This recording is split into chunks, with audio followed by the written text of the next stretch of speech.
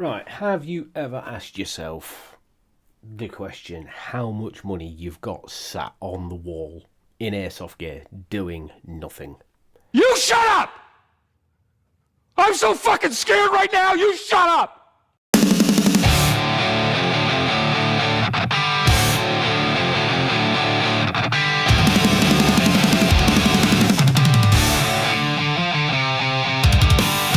One of my main costs and outgoings was for multiple riffs sat on the walls with an engine in each, and as we know, these engines aren't getting any cheaper. So I thought I'd try something, and this all came about from the Scar build I did. I didn't use it. It was sat on the wall collecting dust. It got an Inferno Gen 2 sat in it, just doing nothing when I really should have been using it, but I tend to use my Crytek most of the time. But then I went to the Airsoft show, and yeah, obviously this is a while from the Airsoft show, but I ended up buying 3 MP5s. Yeah, 3. And opened the first one up, and it had a cracked gearbox in it. So I thought, you know what, let's do something about this. So I decided to use 3D printing to make things a little bit easier. Now, what's the main pitfall of installing HPA into anything that's got a gearbox in it? The main one I've come across is when you need to service your engine. Yeah, you don't need to have to do it very often, but when you do, you've got to take the engine out of the gearbox, and then you've got to mess with the alignment. So, yeah, I decided to do something a little bit different. It's not the first time it's been done. I've seen other people do it, but I thought I'd do it my little way. I decided to make a shuttle that just accepts the Inferno Gen 2. And as I say, this is the one that had a cracked gearbox in it, so the gearbox was absolutely toast. It was a waste of time, but I picked them up cheap. And if obviously I'm only going to HPA it, then it doesn't necessarily need a gearbox. But this is where the idea came in. I thought I'd build a chassis, so this has just got perfect alignment in there all the time. It comes out nice and simple, easy to service, and drops in. So that is aligned to the hop chamber. But then I took this one a little bit further, and anyone that's ever looked at doing this, it's not a mod for the faint-hearted, but MP5 with an M4 rotary in it. It is a lot of modding to get that to work, but managed to do it, managed to get it working. I'm quite happy with it. But this is where the bonus of doing this way works for me. Well, it's going to save me a lot of money in the long run, because not only is it all running off one engine, it's all running off one FCU, which is a Gorilla. So when I'm not using the MP5, that can just sit together, out of the way, on the wall, collecting dust and doing whatever it wants. And then I can drop the engine in the Scar. Different shuttle. So it's pop the front cap off, slide the rear section off, which is a nice snug fit. Ooh, excuse me.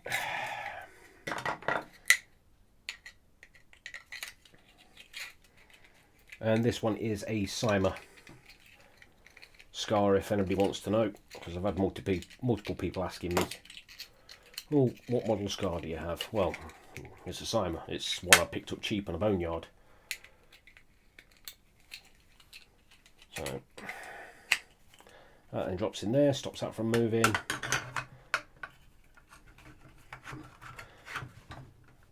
Straight into the Scar body. perfect alignment again, no left and right movement, no up and down. So in effect, you've got MTW performance in something that's not as bland as an MTW in my eyes. I mean, don't get me wrong, the MTW is a brilliant little piece of kit, but I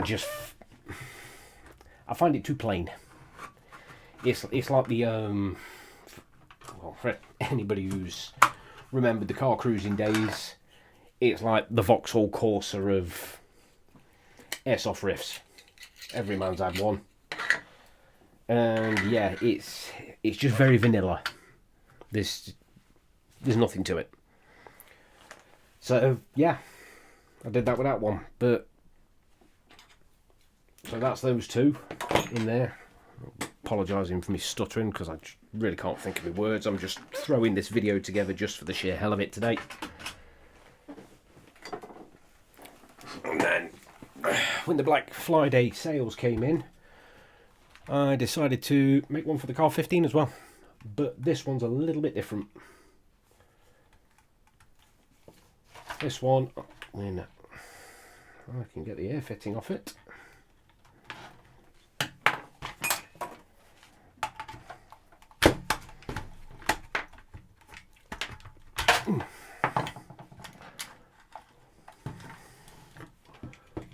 This one does actually have an MTW engine in, which I'm just for anybody who's curious, I'm actually going to show you the difference between an MTW engine and a Inferno Gen 2 for a V2 gearbox. So same principle again, 3D printed housing on the back, which then slots in and holds everything true and in place, but just with an MTW edition Wolverine.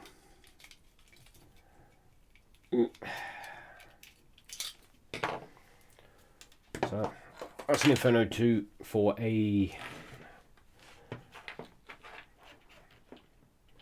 MTW, and that's the one for a V2. And as you can see, there is a really big difference on the front end. So for anybody who's thinking of putting an MTW engine in a normal AEG, it's not going to work without severe modification.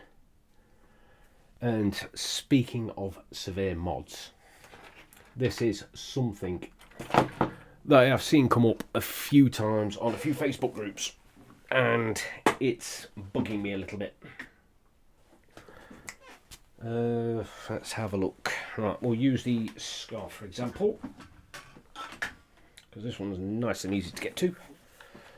A lot of people, when they've been on about alignment for HPA, and I'm actually going to have a little bit of a rant about this, but bear with me, I am trying to actually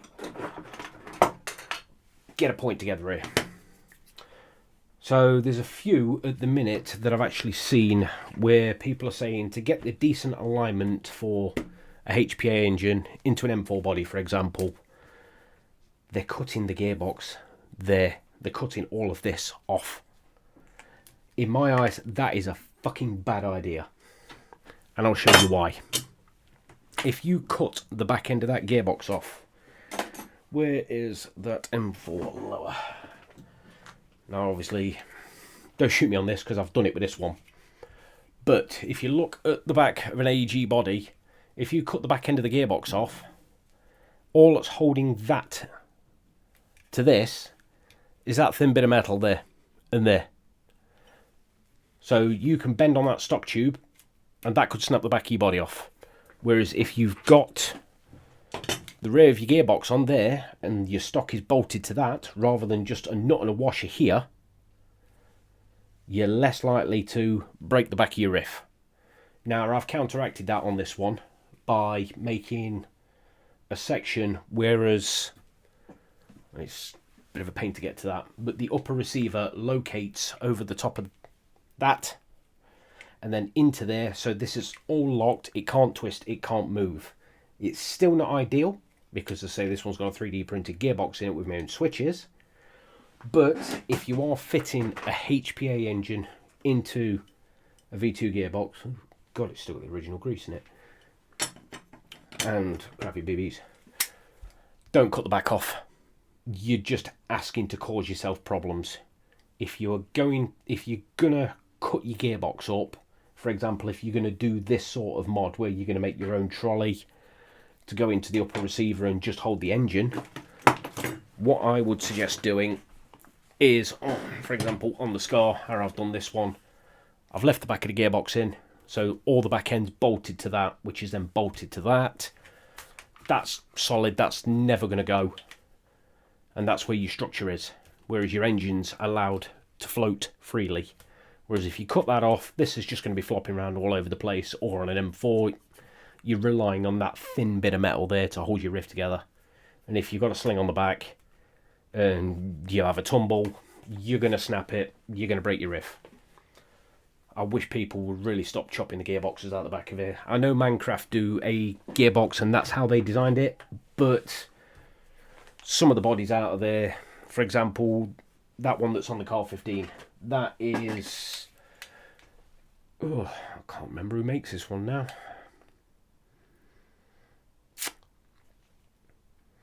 I can't remember who it is, but there's not much meat on the back of that section there. So if you can leave the back end of that gearbox in where your buffer tube bolts, I would. What I am going to do is, as I say, I'm just going to put this Scar out of the way, and I'm going to go and put this MP5 back together. Well, in fact, put the Car 15 back together. It'll give you an idea on how simple this thing actually goes together. So for this one, I'll say just a 3D printed bit. If anybody is into 3D printing and they want to do something like this, challenge yourself, have a go at it. It's actually really rewarding to do something that's actually functional and useful, rather than, well, it's going to make your life easier, because I say 40-50 seconds to strip this down. I can get the engine out, I can service it, or if I get bored of this riff, I can pull the engine out and put it in something else. And then all at most you've got to do, as I say, is reset your dwell on your FCU, whereas I've gone down the route of a Gorilla, so I just change the profile and we're good. I'll get this back in here. Also, I'll leave a link somewhere down here. I've been given a code for ammodrop.co.uk, so if anybody wants to save any money there, use my code FBA10 and you'll get 10% off your whole order. It's not a limited time code, it is for the definite, so please use it, enjoy, save yourself some money. Plus the Matt down at Ammo Drop is a legend. If he hasn't got it in stock, 9 times out of 10 you can drop him a message or give him a quick call, and if you can't source it, then 9 times out of 10 it's not in stock. So it's really nice that he's decided to give me a bit of a discount code to use. I'll take this off camera a second and to share with you, wonderful lot. I mean, if that code does save you some money, cool. Drop us a like, drop us a subscribe. It's the least you could do. It's not cost me anything to give you a code. It's saving you money. So please. So yeah. Oh yeah, what I did forget to say is, what I did do is on the back cut down an AEG spring just to keep tension on the engine, pushing it forward. When it wants to go back in, why does it not want to go back in? Oh, because it's on camera, that's why. Let's say I went out and used this at YTA, oh, where did we go? The Kingdom, and it really did give me some interest back into this little riff. As I say, beforehand this one had a Kythera in it and I just wasn't gelling with it. I wanted the trigger response out of an MTW. Somebody's banging the front door, apologise about that. I'll try and mute that out. Just quick little one, obviously how consistent these things are, just in case you're wondering.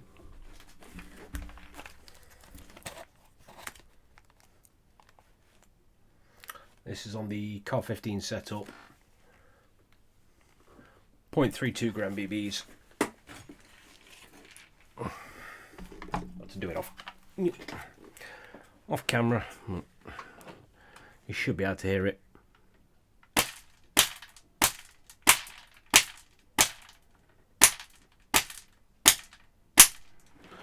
10 shots through.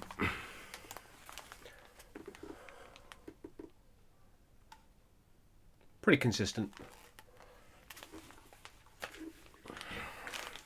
Bit of 3-round burst.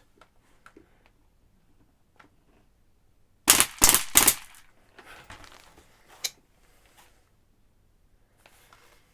little bit more because obviously I need to turn my reg down, but still consistent, so yeah, it works really well. But yeah, back to business. So, end of the day, the reason I've gone down this is because I want to keep the Scar. I want to keep, obviously, the Car 15, and I've bought these MP5s. In fact, there is the other one. I have no idea what brand this is, but I've got MP5 bodies coming out of my ears around here at the minute. So if I do decide to have a little bit of change of scenery or change of suit, I can go SD5, normal MP5. I've even got the one with the potato masher swordfish kit on it. And these was all from the airsoft show. Picked them up relatively cheap at the end of the day when everyone was packing up. And I thought, you know what, fancy little project. But yeah, so rather than me having, say, 3 different riffs sat on the wall with an engine in each, and I'm thinking Inferno Gen 2 premium kit at the minute, I'd like to say about 450 quid just for the kit, and obviously that's just the engine, the loom, and the FCU. Oh yeah, by the way, if you ever have an Inferno Gen 2, don't short your cables out, because that's why I had to go down the route of a Gorilla. I fucked up. Expensive mistake. But added bonus, I can use different profiles on the Gorilla. It's just a shame that I'd spend 120 quid on a mistake. But shit happens. You live, you learn. But now it means I've got 3 riffs sat on the shelf. So if I want to run a little stubby SMG, I can just drop the engine in it and the FCU. Or I can run the Scar, engine in, FCU. Or the Car 15. Now obviously if you was to do it with just an Inferno Gen 2 and say the premium FCU, you'd be looking about 450. But this is where I've thought about saving some money. The engine that's in the Car 15, which was the MTW unit, I picked that one up from High Pressure Airsoft, and I think I paid about £140 for it in the Black Friday sale. I think they're only 160 quid new. Plus an MTW, oh sorry, not an MTW, a Blackleaf speedboard kit, which actually comes with the loom and the loom going to the engine. So you can actually pick the speedboard up, the FCU, and an Inferno Gen 2 for a Wolverine. What's that, 160, 280, for sub 300 quid. As long as obviously you're able to make your own housing for the engine to fit in, which is 100 I don't know, about 100 quid less than what you'd actually spend on a dedicated drop-in kit. And then you can swap it around as much as you want, if you've got the capability of doing these. If I do get round to it, I will be sharing the file for the MTW kit, not the MTW, sorry, the MP5, because I've tested that in this body, which is a Cyma receiver. I've got another receiver, which is a G&G, I believe, and this one, I don't know what it is, but it does fit in here as well, all roughly the same dimensions, holds true, holds central, so that one's pretty much ready to go. This one for the Scar, which I'm going to put back in there in a minute, I was going to end up losing it. That only fits that one at the minute. I've not got any other Scars to check it on. But that one, as far as I'm aware, as I say, is a Cyma. It was boxed up and branded as the Cybergun one, which has had some modifications. Oh, and also it has had an M4 rotary conversion in it, because the original hop unit sucked. If people do want to put an M4 rotary hop unit in a Cyma Scar, Couple of little things you do have to do. You're going to have to space out the inner barrel to the hop chamber quite a long way, either with O-rings or a really big fucking spring. And to get your lower receiver back on, which is what I found, have to grind the tabs off, but retain the original hop unit and the front end, so you've got a channel for the feed tube to slot through. Other than that, they will fit. Obviously, you just have to modify them a little bit.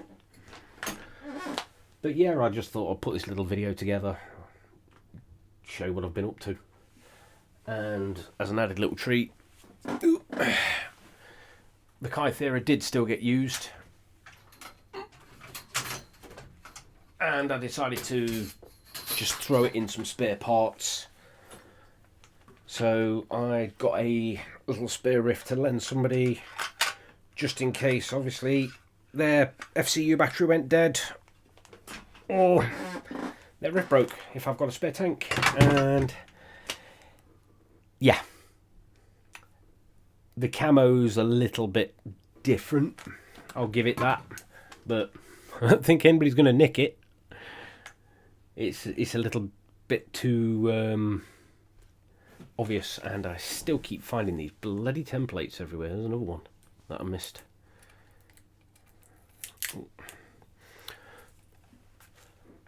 But yeah, I just threw that together out of a box of scrap. So yeah, until next time, thanks for watching. As I say, there's a code for ammo drop at FBA 10, so if you use that for ammo drop, great, save yourself some money, enjoy, and thanks for watching.